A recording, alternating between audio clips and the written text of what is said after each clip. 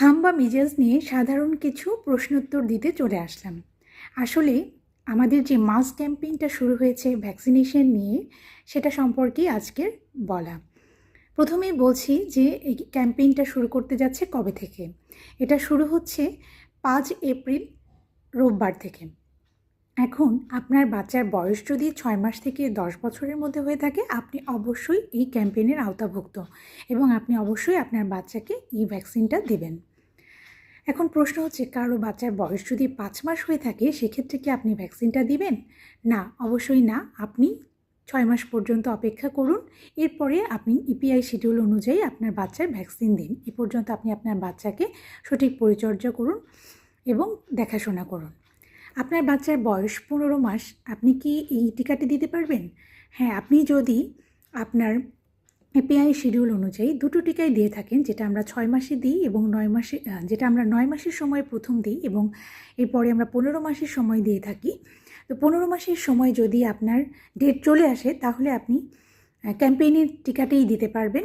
আর যদি আপনি চান যে আপনি ইপিআই টিকাটাও দিবেন, তাহলে আপনার ক্যাম্পেইন টিকা দেওয়ার 28 দিন পার হতে হবে। এরপরে আপনি ইপিআই শিডিউল অনুযায়ী টিকাটা দিতে পারবেন। এখন কথা হচ্ছে যে আপনি আপনার বাচ্চা টিকা দিয়েছেন, প্রথম ডোজটা দিয়েছেন, যেটা আমরা 9 মাসেই দিই। এখন কি আপনি এই টিকাটা দিতে পারবেন? হ্যাঁ, আপনি এই ক্যাম্পেইনের টিকাটা দিতে পারবেন যদি আপনার 9 মাসের টিকা দেওয়ার অন্তত পক্ষে 28 দিন পার হয়ে যায়। 28 দিন পার হয়ে গেলেই আপনি এই ক্যাম্পেইনের আওতাভুক্ত টিকাটি নিতে পারবেন।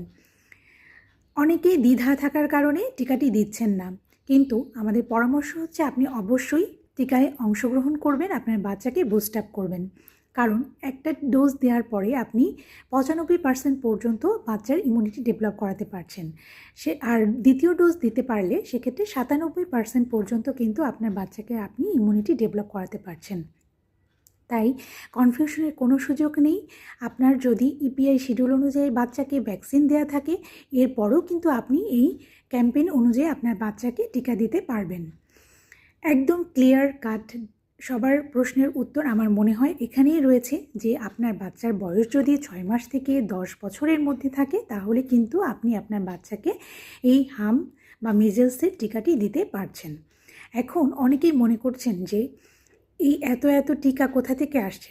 আসলে সরকার GAVI নামক সংস্থা থেকে ধার নিচ্ছে, প্রয়োজনে আবার এটা সরকার পরিশোধ করে দেবেন। তাই এই টিকা কার্যকর নেই এরকম বিভ্রান্তকর তথ্য ছড়ানোর কোনো মানেই নেই। আর যাদের বাচ্চার বয়স